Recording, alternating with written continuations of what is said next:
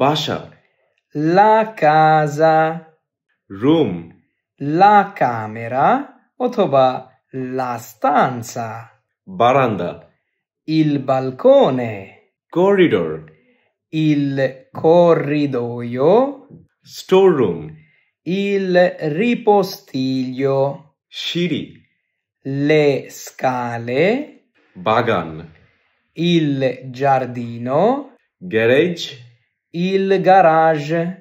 A2 এবং B1 পরীক্ষা মিলানো শহরে। আসসালামু আলাইকুম সবাইকে।